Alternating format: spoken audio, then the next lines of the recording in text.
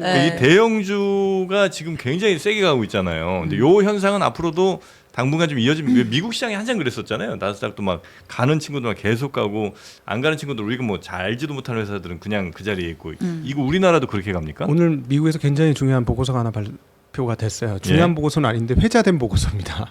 그냥 뭐죠? 가볍게 썼어요 보고서를. 예?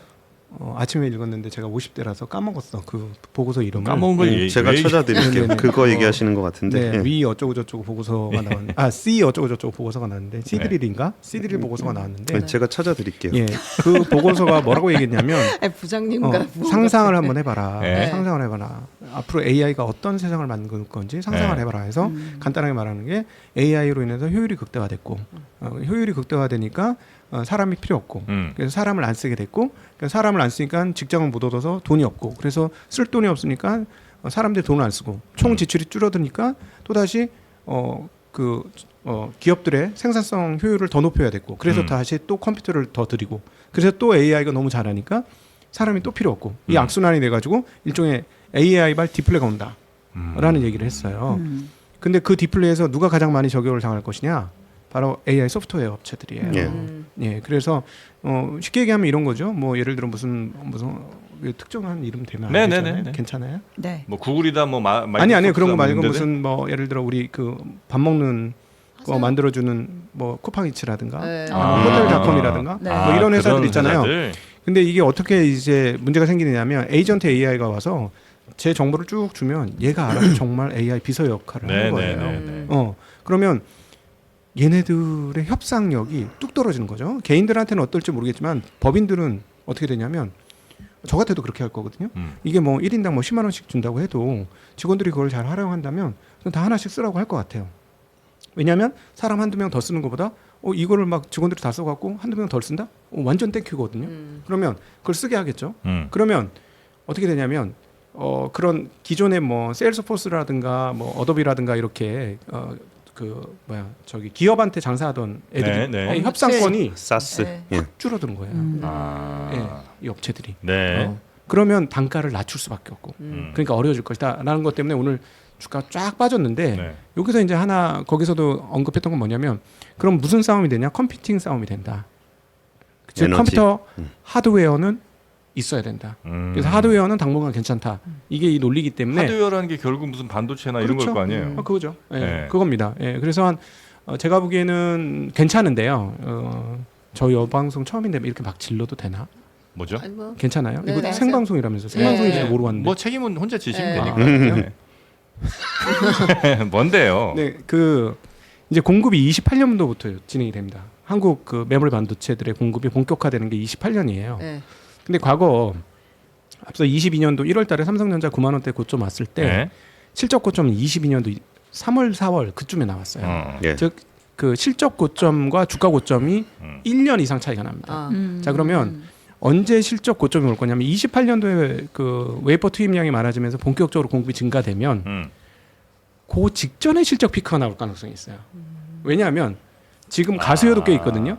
왜냐면 물건이 없잖아. 예. 물건이 없으니까 땡겨. 원래 그렇죠. 땡긴 거죠. 삼성, 하이닉스, 마이크론 다 땡기는 거예요. 네. 그래서 여기 주문해서 받는 것부터 빨리 받아갖고 우리 장사해야 돼. 네. 이런 상황인데 이게 하나 둘 나오기 시작하면 어떻게 될까요? 이 가수요가 꺾이겠죠. 네. 그러니까 물량이 나온다고 하면 물량이 본격적으로 출하되는 바로 그 시점 전에 주식을 예, 고점 1. 정리해야 그 메모리 값의 고점이 올겠죠. 예. 그러면 어떻게 되냐면 만약 그게 28년도 상반기에 만약에 그렇다면 27년. 주가 고점은 27년 초 이렇게 될 수도 있는 거죠. 음. 근데 만약에 27년도 이걸 빠르게 땡겨가지고 빨리 물건을 만든다. 그럼 또 달라질 수도 있죠. 근데 이거는 기존 역사에서 말하던 흐름입니다. 일단은. 네. 근데 지금 얘기하고 있는 건 뭐냐면 지금의 컴퓨팅 파워 요청 수준은 기존보다 훨씬 많을 것이다라는 얘기를 하고는 있어요. 근데 이 부분은 확인 안 된 부분입니다. 네. 27년이 넘어갈지 아니면 뭐 그거는 지금 뭐 확언할 수는 없으나 하여튼 그 꺾이는 시점 전이 이제 주가의 고점일 것이다. 네. 그러니까 정도. 지금 말씀하신 얘기가 이게 반도체 투자 처음 하시는 분들한테는 굉장히 당황스러울 수 있는 상황이 앞으로 올 수 있습니다. 이게 뭐냐면은 실적이 되게 좋은데 주가가 완전히 박살나는 일들이 굉장히 자주 발생해요. 반도체에서는. 그리고 실적이 안 좋을 때 주가가 더 많이 올라가는 경향을 보이는데 이게 반도체가 선행하는 측면이 좀 있기 때문에 그래요. 경기에 선행해서 반도체가 움직여가지고 반도체가 한참 많이 팔릴 때는 이미 주가가 다 올라온 후에요. 그러니까 대충 반도체가 업사이클을 가는 것 같아라고 하면은 대충 한번 업사이클을 타게 되면 그게 한 1, 2년은 간다라는 걸 다들 알아요. 그러니까 올라가기 시작하면 주가는 먼저 날아가 버려요. 그리고 나면은 실적이 한참 뒤에 따라오거든요. 그러면은 실적이 고점쯤 갈 때쯤 되면 메모리가 제일 많이 팔 때잖아요. 그러면 시장에서는 이미 메모리 팔 만큼 다 빨았어. 이제 밑으로 내려가는 것 같아. 그래가지고 정말 초보자들이 열받는 게 삼성전자 사상 최대 실적 나왔다 그래갖고 좋다고 막 들고 있는데 주가는 막 떨어지는 경향을 보이거든요. 그러니까 지금 곽 대표님 말씀은 한 27년, 28년쯤이 반도체 고점일 거라라고 생각을 한다면 그러면은 한 26년, 27년에는 고점이 그 증시 고점은 미리 와 있다라는 말씀을 해주신 거예요. 네. 근데 그 부분이 아까 스트리니 리서치가 이제 발표를 했던 내용인데 네, 28년 기준으로 디플레이션 온다는 얘기를 했었던 거거든요. 근데 저는 이 부분은 좀 이 얘기를 거의 비슷한 얘기를 제가 한 달 전인가 여러분께 드린 적이 있습니다. 오픈클로 관련해 가지고 그렇게 되면 어플리케이션이 다 필요 없고 그때 여러분이 저를 거의 개돼지 보듯이 보셨잖아요. 그렇게는 안 봤어요. 그러지 않았어. 과장해. 뭔 개소리야. 아유, 개돼지도 그런 눈으로 안 봐요. 아유, 그럼요. 얼마나 사랑스러운데. 그러니까 그 방송이 많이 거치네요. 그러니까 그게 워낙 극단적인 시나리오다 보니까 네. 그게 진짜 우리가 쓰고 있는 소프트웨어가 다 없어진다고 우리를 중개해주던 플랫폼들이 다 없어진다고 라는 부분들에 대한 얘기를 스트리니 리서치는 조금 더 극단적으로 표현한 측면이 좀 있어요. 근데 저는 뭐 이 부분들을 떠나서 이게 우리나라 시장이 생각보다 굉장히 강하다라고 느꼈던 거는 이 AI 관련한 부분들과 관세의 영향을 받아가지고 지난 밤이죠. 지난 밤에 미국 증시가 1% 중반대 이상으로 많이 빠졌어요. 그리고서 거기에 또 특히 AI와 관련한 거, 소프트웨어 관련한 부분이 많이 빠져가지고 이게 메모리 반도체는 아니야라고 얘기는 하지만 이쯤 되면 우리가 마음이 좀 불안하단 말이에요. 네. 그래가지고 장 초반에 별로 안 좋았거든요. 근데 제가 지금 보니까 이제 기관 쪽 자금들이 좀 들어오고 있는데 분명히 이것도 ETF일 거예요. 그럼 이게 어떤 패턴이냐면은 신혜영 기자님 같은 분이 알 주식을 가지고 있어요. 근데 좀 올랐어. 그거 더 사긴 좀 불안해. 그렇죠. 그러면 알 주식 사긴 불안하니까 ETF를 사. 그렇지. 그러면은 기관 자금이 들어옵니다.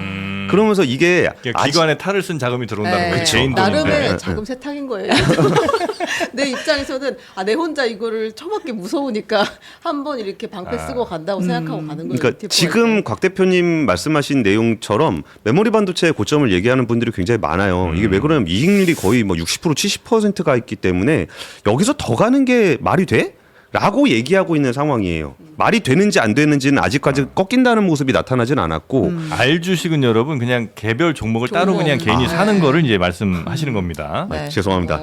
모르시는 분들이 좀 계시는 것 같아요. 공식 용어를 주로 사용하도록 하겠습니다. 네네. 그리고 아까 이제 그러면은 이전에 있었던 그 사이클은 어떻게 나타난 사이클이었냐면은 그 전에 있으면은 PC에서 모바일로 갈 때 메모리 반도체가 대박이 났어요. 왜냐하면 PC에서만 쓰다가 메모리 반도체로 이게 영역이 커졌잖아요. 네. 그 다음에 이제 클라우드로 갔을 때 한 번 더 대박이 났었는데 이런 게 있는 겁니다.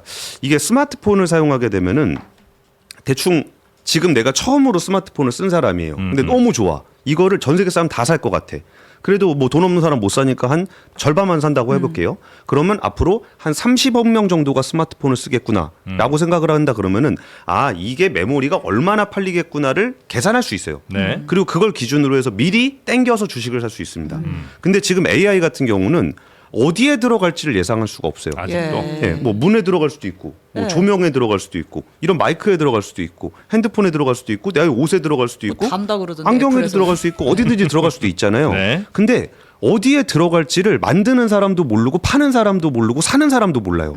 그러니까 지금 제일 먼저 불안했던 거는 주기적으로 나오고 있어요. 데이터 센터에 들어가는 거 한번 왔었죠. 그리고 그 중간에 있었던 사모대출에서 한번 왔었죠. 이번에 소프트웨어에 한번 왔었죠. 네. 그러면은 주기적으로 주가가 불안할 때마다 이런 악재성 뉴스들은 좀 나올 겁니다.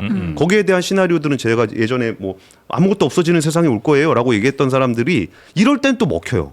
그래가지고 저는 이번 장이 아직까지 그렇게 약세로 보일 거다라는 시그널을 발견하지는 못했어요. 산업적인 측면에서는. 근데 아무래도 곽 대표님은 시장의 경험이 많으시다 보니까 네. 정말 그 투자자의 마음에서 보셨을 때는 오히려 단기 시장이나 좀 그랬을 때는 곽 대표님 말씀이 더 맞을 수도 있겠다는 생각도 좀 들긴 합니다.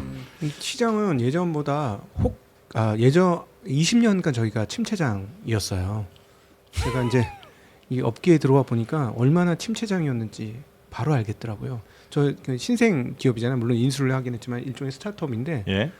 여기 들어보니까 금방 중견 이상 되겠더라고요. 아, 그러니까 굉장히 모든 층들이 얇아져 있어요. 주식을 살 수 있는 층이. 이거를 시장으로 환원시켜서 얘기를 해보면 무슨 말이냐면 한국 부동산 호가제도하고 비슷합니다. 무슨 말이냐면 조금만 사도 팍팍 올라요. 매수매도 체력이 아주 얇아요. 근데 이제 갑자기 매수가 들어온 거예요. 물량은 자금들이 많은데 지금. 그 중에 매수 매도가 적은 숫자인데도 불구하고 요거 가격만 좀 움직임 출렁출렁 한다는 거예요? 근데 네. 미국 시장처럼 시장 사이즈가 크면 네. 이 정도 오르면 매도 물량도 충분히 나와야 되는데 예. 나올 게 없어. 제가 보기에는 나오는 게 없는데 그래서 더 급등한다는 거예요? 네, 더 빠르게 올라오는 거죠. 네, 물론 이제 EPS 증가도 있고 한데 보니까는 그동안에 워낙 많이 침체돼 있었고 그런 상황에서 팔 사람들은 다 팔아 있고 20년간 그런데 갑자기 신규 자금들이 쭉쭉 들어오기 시작하자 네. 너무 쉽게 지수가 빵빵빵 터지고 있는 거죠. 네네. 그렇게 보시면 될것 같습니다. 우리 시장은 여전히 저평가라는 분들도 많이 계신데 그거는 아니라고 보세요. 지금 현재 상황은? 이제 그거는 이제 조금 지금 혼재되어 있는데요. PBR 기준으로는 평가를 예전 고점 수준까지 받았습니다. 그러니까 장부 가치로는. 네. 그래서 저평가 아니고요.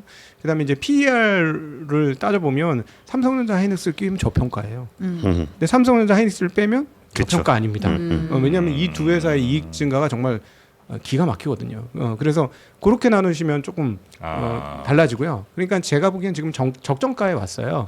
그래서 적정가에 왔다는 건 무슨 말이냐면 비싼 주식, 적정한 주식, 싼 주식 섞여 있는 거예요. 지금 시장은. 그래서 잘 고르셔야 돼요. 네. 고수의 시장이 온 거죠. 그렇죠. 저 어제 엄청 스트레스 받았어요. 어제 자랑이 아니고 지난주에 샀던 주식이 이틀 연속 폭등을 하는 거. 어제 아침 기준으로 네. 폭등을 해가지고 30%가 오르는 거예요. 이틀간. 근데 이제 문제는 뭐냐면 신규로 자금이 들어오는데 살 주식이 없는 거예요. 살 주식이 없다는 거는 너무 많이 올랐어요. 저희 기준 제가 사야 되는 이 정도에 사야지 내가 안전 마진이 없어요. 적정하게 내가 이익을 볼 수 있다 하는 게 있는데 아침에 10시쯤에 보니까 이러면 안 되는데. 그 얘기구나. 주식쟁이들이 맨날 너무 빨리 오른다고 막 계속 너무 빨리 올라 이런 얘기를 하던데. 맞아요. 그러니까 살 게 없어지는 거예요. 왜냐하면 여기서 고점에 따라잡으면 큰일 나죠. 어제 만약에 흥분해서 따라잡았으면 오늘 아침에 장중에 25% 마이너스. 제가 좀 찍어 드릴게요. 이거를 제가 빨리 전기랑 뭐 이거 에너지주 좀 빨리 어떻게 해 보세요. 제가 좀 사례를 들어가지고 네. 이제 조선주를 근데 오늘 주식 얘기만 하면 큰일 안 되는데. 여튼 뭐 짧게만 네, 부탁드리겠습니다. 조선주 얘기를 잠깐 드리면은 조선주를 바라보면은 우리가 되게 중국의 추격을 받으면서 굉장히 좀 어려운 상황을 겪다가 미국에서 중국을 막아주는 바람에 우리 쪽에 굉장히 좋았고 네. 그리고서 갑자기 조선 수요가 막 몰려들면서 배 가격이 계속 올랐습니다. 그래가지고 배 가격이 2024년 3분기까지 급격하게 올랐었어요. 그러니까 그때는 배만 사면 그러니까 우리가 주문만 받으면 돈 엄청 벌었어요. 예. 그러면 그 이익이 그게 이제 2년 3년에 나눠서 들어오거든요. 그러면 2026년 3분기 올해 3분기까지는 우리나라 조선사들은 다 사상 최고 실적을 찍을 예. 거예요. 네. 그리고 그 이후로는 이제 더 올라가진 않고 조금 내려왔거든요. 그러면 조선주를 바라보시는 분들은 그런 거예요. 여기서 미국 LNG 프로젝트에서 좀 신규로 뭐가 좀 업사이드가 나와주면 좋겠는데 그게 안 나오면은 여기서 더 올라갈 이유가 안 되는 거예요. 그러면 조선주가 안 좋으냐? 2026년 3분기까지 계속 좋을 겁니다. 근데 더 갈 건 뭐가 있냐라고 본다면은 사기가 애매하다는 거죠. 재료가 없어요. 예, 그래가지고 그럼 그 다음 재료나 그 다음 모멘텀이 좀 있었으면 좋겠는데 그게 잘 보이지 않기 때문에 뭐가 오르고 나면 이거 팔아서 뭘 사지? 살 게 없다라는 얘기는 좀 그런 의미로 좀 해석을 하시면 좋을 것 같습니다. 네네네. 알겠습니다. 그럼 끝으로 이 주식 끝으로 주식 이야기 끝으로 만약에 이런저런 조건들이 더 확보가 되면 어느 수준까지 혹시 갈 수 있다라고 보시는지. 저는 지수를 예측할 능력도 없지만 예측할 필요도 없다고 생각해서 네. 뭐 뇌는 나한테 좀 편한 걸 알려줘 이렇게 되겠지만 실제로는 그거를 하는 거는 아무 의미가 없고요.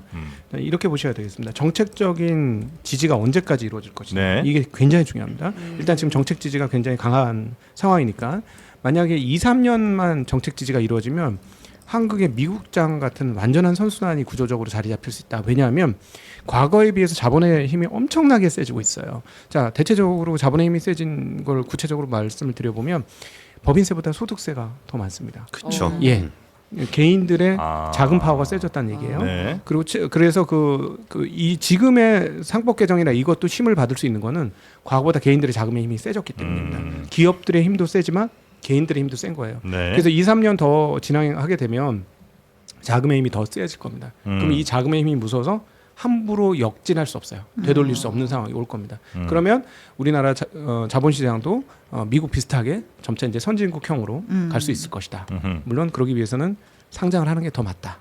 예, 거래소가. 자꾸 거래소 상장. 관에서 관치로 하려고 하지 말고. 오늘 제목 거래소 상장으로 갈까요? 감사합니다. 네.